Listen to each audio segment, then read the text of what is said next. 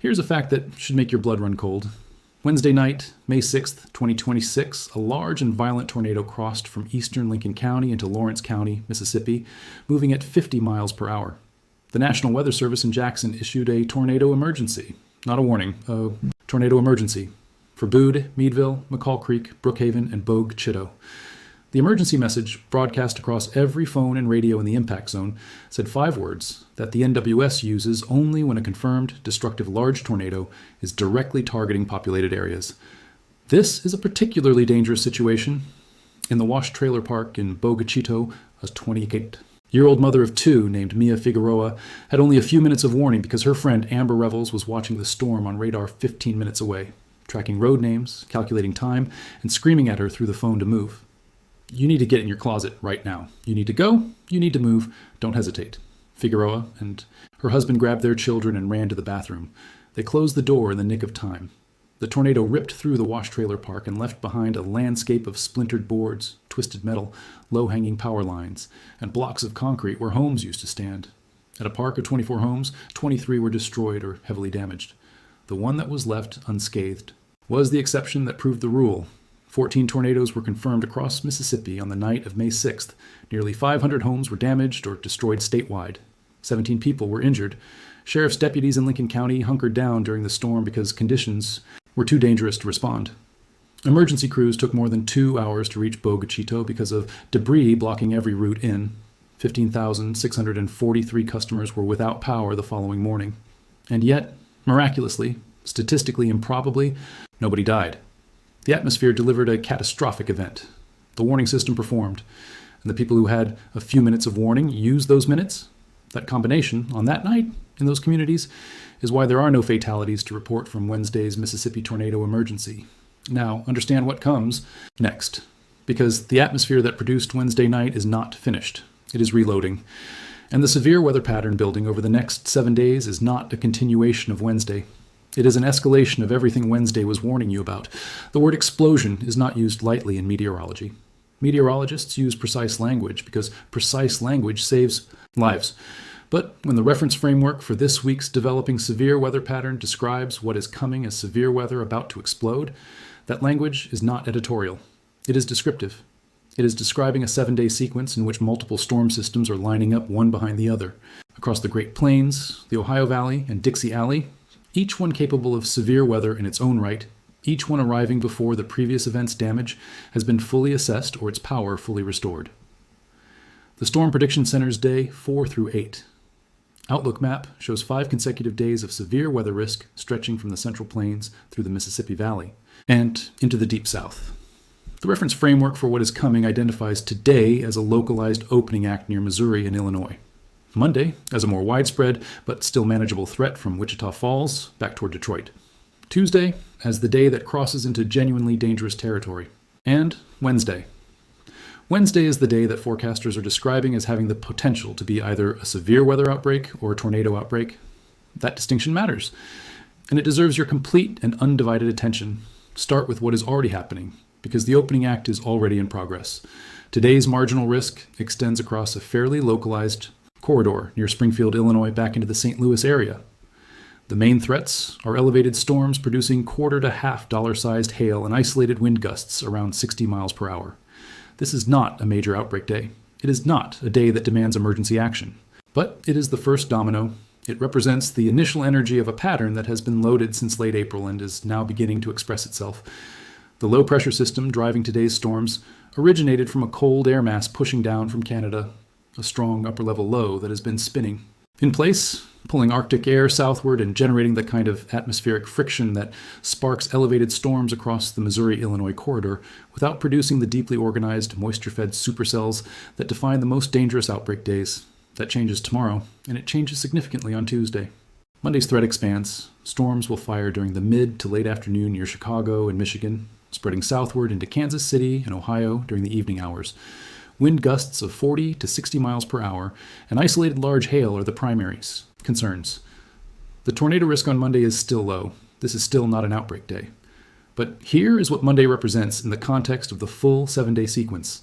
It is the day the atmosphere is priming itself. It is the day Gulf moisture is advancing northward ahead of the system that will drive Tuesday and Wednesday. It is the day the temperature contrast between the Canadian air mass to the north and the Gulf-fed air mass to the south is sharpening into exactly the kind of atmospheric knife edge that produces the most violent supercells, when a Rocky Mountain low-pressure system, a different, far more organized engine than Monday's Canadian low, arrives over the southern plains Tuesday afternoon. That distinction between a Canadian upper-level low and a Rocky Mountain low-pressure system is the atmospheric detail that separates Monday from Tuesday in a way that every person in the southern plains needs to understand before Tuesday arrives. When a low-pressure system comes over the Rockies, it does not simply carry cold air down from Canada. It creates turbulent mixing. It warms the cold air on its southern flank while simultaneously pulling warm, moist, unstable Gulf air northward on its eastern flank. It sharpens the dry line. It creates the exact collision of atmospheric forces that produces the deep instability, CAPE values, approaching 3,000 joules per kilogram, that powers organized, rotating supercell thunderstorms. By 5:06 p.m. Tuesday, significant tornado parameter values will increase dramatically across Arkansas, Texas, and Oklahoma. Any supercell that develops in that environment will be capable of producing very large hail approaching baseball or apple size, destructive straight-line winds, and the kind of organized, long-track significant tornado that the STP values are specifically designed to flag. If you live in Dallas, Fort Worth, southeastern Oklahoma, near Idabel, Fort Smith, or Little Rock, Tuesday. Afternoon and evening is a day that demands your full weather awareness. Not casual awareness, full awareness. Here's the shocking detail about Tuesday evening that forecasters are actively monitoring and that most people will not hear about until it is either confirmed or averted. After sunset on Tuesday, the significance. Tornado parameter values in the Dallas-Fort Worth area and southern Oklahoma are modeled to reach extremely high levels, values that represent among the most favorable atmospheric conditions for tornado production that the season has yet seen in the southern plains. That is an extraordinary statement. The 2026 severe weather season has already produced an EF5 tornado in Wells County, Indiana, only the second EF5 in the United States since 2013. It has produced an EF4 in Garfield County, Oklahoma, that held on the ground for 40 minutes over a populated area. It has produced 105 tornadoes in the March 10th through 12th outbreak, including a 6.14-inch hailstone near Kankakee, Illinois, that may be the largest ever confirmed in that state. And yet, the STP values projected for Tuesday evening near Dallas-Fort Worth potentially represent some of the most favorable tornado environments of the entire season. The caveat, the one factor standing between that atmospheric environment and a nocturnal tornado emergency, is capping. If the cap holds after sunset, supercells will struggle to develop in that zone even with the fuel available. The models currently suggest capping will become a problem and suppress storm development near Dallas-Fort Worth after sunset. But model guidance on capping strength this far out carries meaningful uncertainty.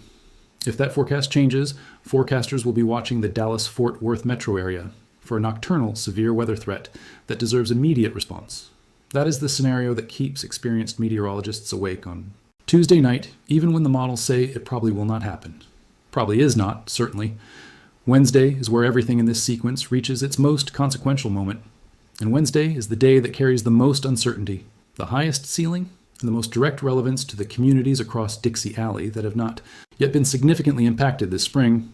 Communities that have been watching the 2026 tornado season tear through Illinois, Indiana, Michigan, Oklahoma, and Mississippi, while remaining largely untouched themselves, and who may be carrying the most dangerous assumption in severe weather, the assumption that because it has not hit you yet, it will not hit you this time.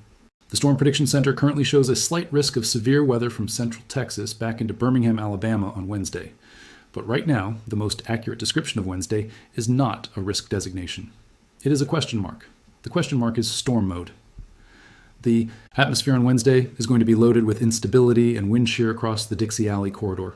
The Gulf moisture feeding Wednesday's system will be deep and persistent, the product of Gulf of Mexico sea surface temperatures that have been running above historical norms all season, the same anomalous warmth that has fueled every major outbreak from January through last Wednesday night in Mississippi. The question isn't whether that fuel is accessed by discrete supercells or by a more linear storm structure. Those two outcomes produce radically different threat profiles, and right now the forecast does not yet have high confidence in either one. Understand this distinction as if your life depends on it, because on Wednesday, in Dixie Alley, it might. Discrete supercells are the storm type that produces the most violent, organized, long-track tornadoes in American weather history. A discrete supercell is a single rotating thunderstorm that, here's the fact about Dixie Alley that demands to be stated plainly, because it is the fact that kills people every year. and that the 2026 season has not yet fully tested in that region. Tornadoes in Dixie Alley kill more people per storm than tornadoes anywhere else in the United States. That is not a statement about frequency. The Plains states produce more tornadoes by raw count. It is a statement about lethality per event. Alabama averages 14 tornado deaths per year, more than any other state, including Texas and Oklahoma. The southeastern states as a region have produced more tornado-related deaths than all of the Plains states combined, excluding Texas. And the reasons for that are structural and cultural in ways that cannot be fixed by issuing more warnings. In Dixie Alley, tornadoes are often high precipitation supercells, wrapped in rain, invisible to the naked eye until they are directly overhead. In Dixie Alley, tornadoes frequently arrive after dark, when the low-level jet that drives tornado production accelerates at night, because the Gulf's proximity maintains the atmospheric instability long past sunset. The term nocturnal tornado threat is not incidental to Dixie Alley's danger profile. It is central to it. The 2008 Super Tuesday outbreak killed 57 people across the region, and many of the survivors reported afterward that they had underestimated the threat because it was February, well before the peak of tornado season. Wednesday is in May, squarely in tornado season. The complacency risk runs in the opposite direction. Communities that have watched April's massive outbreaks occur further north may believe the season's worst has already passed. It has not. May is, historically, the single most active tornado month in the United States, averaging between 275 and 294 confirmed tornadoes per month in the historical record. The 2026 season must be understood in full context before projecting what Wednesday and the rest of this week will bring, because this context is what makes the exploding description accurate rather than dramatic. The 2026 tornado season opened with extraordinary violence from January onward. February produced a particularly dangerous situation tornado warning for Bloomington, Indiana. March ran very above average, driven by 3 major outbreaks that killed 8 people in the March 5th through 7th event, 3 more in the March 10th through 12th. Event that also produced the potentially record-setting 6.14-inch hailstone and a historic Category 5 blizzard that buried Michigan's upper peninsula under 52 inches of snow simultaneously with a severe weather outbreak targeting the Ohio Valley and East Coast.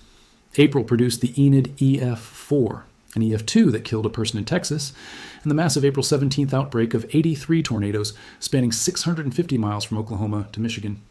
Then, on the exact 15th anniversary of the 2011 super outbreak that killed 348 people, April 27th delivered its own enhanced risk event over Missouri, Illinois, and the Mississippi Valley that forecasters described as a screaming classic tornado outbreak setup. And now May has already delivered 14 tornadoes across Mississippi in a single night, a tornado emergency for 5 communities, nearly 500 homes damaged, 17 people injured, and an EF-rated tornado moving through a trailer park in Bogue, Chito, that left 23 of 24 homes either destroyed or heavily damaged. This is not a season that is winding down. This is not a season that spent itself in April. This is a season that is actively building toward what May historically delivers, the peak of tornado activity across traditional Tornado Alley. At a moment when the atmospheric baseline is anomalously warm, the Gulf moisture is anomalously deep, and the ENSO, neutral to El Niño transition underway in the tropical Pacific, is producing exactly the erratic, amplified jet stream behavior that historical analog years associate with the most violent and widespread multi-day outbreak sequences. The pattern returning this week, the 5 consecutive day severe weather sequence the SPC has flagged from Tuesday through the following Monday, is not a coincidence occurring in the context of a normal spring.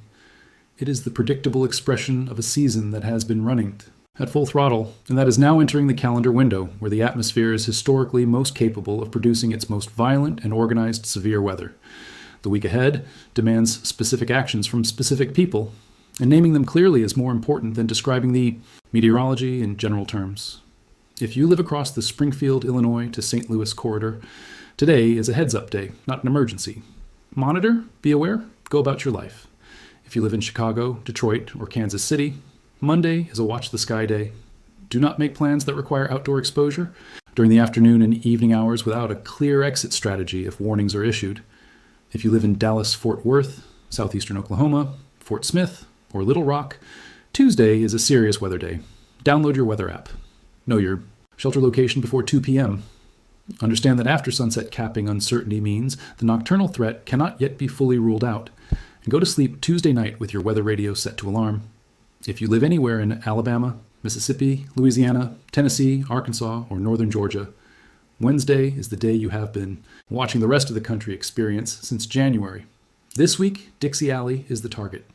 The storm mode uncertainty means you cannot yet know with certainty whether Wednesday's primary threat is tornadoes or straight-line winds, but that uncertainty cuts in only one direction.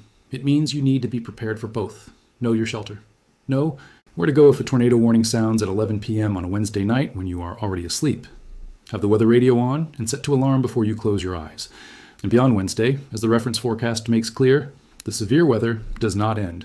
A lingering risk persists into Thursday with isolated supercells possible along the East Coast. The pattern reloads for Saturday, as severe weather returns to the central and southern plains. And the following weekend, more significant severe weather appears likely across the Mississippi Valley and into the southeast, as the next system in this sequence arrives. After the brief reprieve that has characterized the first few days of May, days that allowed communities hit by April's outbreak some time to begin their recovery, the atmosphere is done resting. The severe storms are about to explode. The data, the history, the physics of this season, and the specific atmospheric ingredients aligning right now over the southern plains all say the same thing. The only question that remains, the only question that the atmosphere will not answer for you, is whether the people in the path of this week's sequence will use the time they still have to prepare before the next tornado emergency is issued. In Bogue Chitto, Mississippi, on Wednesday night, a family of 4 survived because a friend 15 minutes away was watching the radar and screaming at them to move. Do not wait for someone else to watch the radar for you this week. Watch it yourself. The storms are coming. They are coming fast, and they are about to explode. There's a dimension of this week's severe address, and it is the dimension that makes the exploding description most accurate, not just atmospherically, but institutionally. The National Weather Service, the system that issued the tornado emergency for Bogue, Chitto on Wednesday night, the system that gave Mia Figueroa's friend the radar data she needed to scream a warning through a phone, is entering this week's multi-day sequence carrying the cumulative operational weight of one of the most relentlessly active severe weather seasons in recorded history. Through April 21st, 838. Tornado warning events had been issued nationally, a pace running historically high for this point in the season. 5 former NWS directors signed a joint letter warning that budget cuts had left the agency operating below the staffing levels required to maintain historical warning performance. Multiple offices have experienced weather balloon launch delays that degraded morning model data on active outbreak days. The Goodland, Kansas office, restructured its shift schedule to prevent meteorologist burnout before peak season. And now the 5-day severe weather sequence flagged by the SPC for this week, from Tuesday's Rocky, Mountain Low through Saturday's Reloaded Plains threat, and into next week's Dixie Alley return, is arriving precisely when the accumulated toll of the season is highest. What that means in practice is not that warnings will fail. The NWS has performed across the season. The Enid EF4 warned. The Bogue Chitto Tornado Emergency warned. The April 17th outbreak warnings provided lead time across Minnesota, Wisconsin, and Illinois. The warning system is working. But working under record demand while operating below full capacity means that the margin between a warning that comes 20 minutes before impact and a warning that comes 8 minutes before impact is thinner than it should be. And in Dixie Alley, where high precipitation supercells are rain-wrapped and visually invisible, where tornadoes arrive after dark when sleeping families depend entirely on weather radio alarms, where mobile homes dominate the housing stock in rural communities like Bogue Chitto, that margin is the difference between a near miss and a tragedy. The storms this week deserve to be taken seriously, not just because of the atmospheric data, but because of the full system, atmospheric, infrastructural, and human, that will determine how they are experienced by the communities in their path. Here is what makes this week's buildup genuinely shocking. Beyond the 7-day severe weather sequence, and beyond the Dixie Alley return, and beyond the nocturnal Tuesday threat near Dallas-Fort Worth. Alabama, one of the states inside Wednesday's risk corridor, and one of the states that statistically bears more tornado fatalities per year than any other in the nation, went the entire month of April 2026 without a single tornado warning. Not a single one. For the first time in recorded history, Alabama recorded 0 tornado warnings for the entire month of April. April 2026 also marked the record low number of severe thunderstorm warnings for the state since Iowa state records begin in 2002. That extraordinary quiet, in the context of a season that was simultaneously setting records for tornado activity in Illinois, Indiana, Michigan, and Oklahoma, is both a statistical anomaly and a psychological trap. A population that experienced 0 tornado warnings in April is a population that may be less primed, less reflexive, less certain of its shelter plan than a population that sheltered in April and survived. The complacency risk identified by researchers studying the 2008 Super Tuesday outbreak when 57 people died across the Deep South in February because residents had underestimated the threat for a day that seemed too early in the calendar, applies with reversed polarity to Alabama in May. 2026. Not too early, too quiet. The region has had no recent practice with real alerts, real warnings, real sirens. This week, that changes. May is the most tornado-active month in American history, averaging 275 to 294 confirmed tornadoes per month across the historical record. The 2026 season entered May, having already confirmed more than 500 tornadoes through April, nearly 100 above. The 2010 to 2025 average for the same period, anchored by an EF5 in Indiana, an EF4 in Oklahoma, 3 fatalities in the March 10th to 12th outbreak, 8 fatalities in the March 5th to 7th outbreak, and the first Mississippi tornado emergency of the season just 2 nights ago. Now add the monthly historical context. May does not simply add to the season total. May is where the season concentrates its most organized, most powerful, most destructive outbreak days across traditional Tornado Alley. The Rocky Mountain. Low pressure systems that drive the week's most dangerous days, Tuesday, Wednesday, and the following weekend, are exactly the atmospheric engine that powers the May outbreaks that define seasons in the historical record. May 3rd, 1999, the outbreak that produced an EF5 near Bridge Creek, Oklahoma, with winds clocked at 302 miles per hour. May 22nd, 2011, the Joplin, Missouri tornado that killed 161 people and became the deadliest single tornado in American history since 1947. May 20th, 2013, the Moore, Oklahoma EF5 that killed 24 people and destroyed an elementary school while children were inside. All Rocky Mountain lows, all May. All playing from the same atmospheric playbook that the SPC is now flagging for this week across the southern plains in Dixie Alley.